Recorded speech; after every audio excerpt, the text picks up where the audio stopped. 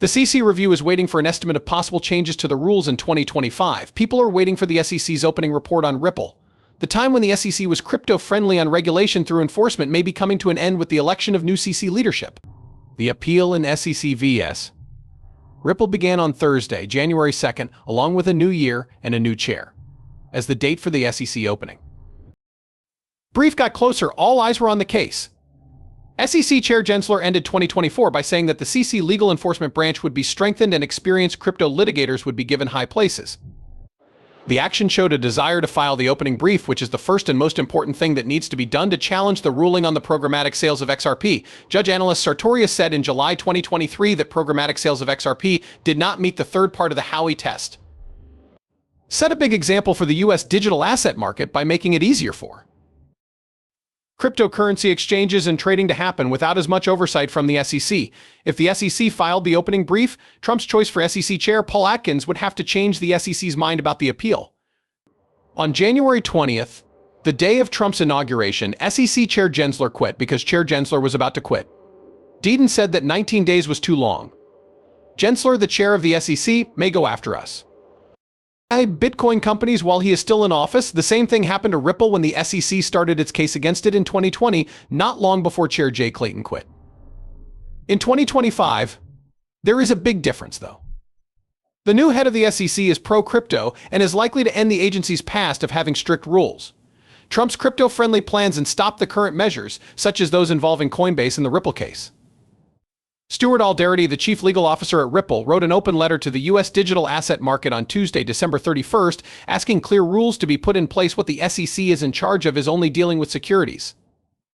A token is used in a security operation, but it is not a security itself. The SEC's decision to expand its authority is not based on a personal view of who should be given more information. The made-up idea that a ticket can change from a security to a non-security is not based in law. Gensler made a list of conflicts of interest. There were problems with Gary Gensler's time as SEC chair because he had a personal stake in cryptocurrency. Deaton summed up how the SEC vs. Ripple lawsuit affected the business by saying that it's hard to know how much damage was done to Ripple's business. Den also talked about the cryptocurrency conflicts of interest that led to an investigation by the Office of Inspector General. He said that Jay Clayton, Bill Heinemann, Mark Berger, and other CC employees filed the biggest non-fraud second enforcement action in modern history, saying that all XRP, no matter how you get them, were unregistered securities. After 7 years of being traded on the stock market, this happened 4 years ago. The people who pushed for the case against Ripple XRP later worked for or with competitors of the company. Deaton came to the conclusion that you don't have to like Ripple XRP to criticize how this case was brought, since the people who filed it later worked for or helped other companies that competed with Ripple XRP. The shocking brief could include the results of its probe into possible conflicts of interest at the SEC. Related to cryptocurrencies. If the investigation finds specific steps to protect U.S. banks' money transfers or to help Ethereum, U.S. lawmakers may put more pressure on the SEC to drop the appeal. The SEC suddenly called off a key meeting that was supposed to talk about how to settle their ongoing case. The Exchange Commission then reportedly made Ripple Labs a lucrative settlement offer, which caused a stir in the financial world. Many experts think that this means that Ripple and the SEC have reached an agreement. Not only is the end of the Ripple Say deal likely, it's also getting closer, with a time frame of a few days to a week at most. Click the subscribe button and turn on alerts to join our group before we start. These predictions are more likely to come true now that Ripple has made the strategic choice to announce big exchange listings and buy back XRP analysts. Most people see Ripple's large repurchase as an important part of the terms of their deal with this market. More than 19 central banks want to add to the XRP ledger and use the XRP coin, which makes the possible impact of XR even greater. The fact that so many institutions are involved makes it seem like XRP may become more valuable. Recent events show that it may get close to $10,000 altogether. An amazing 9.4 billion XRP have been bought by more than 19 central banks. Along with the native XRP token and the XRP ledger, more and more financial companies are starting to use other coins that work within the XRP ecosystem. This is just the beginning. As many analysts and experts have pointed out, the latest development in this case is that the SEC made Ripple Labs its first ever settlement offer. The offer includes a large disgorgement fee of $770 million and is meant to end the long legal fight. It's important to remember that Ripple turned down a similar offer from the SEC at first, but the regulator said it was willing to work out a better deal for Ripple.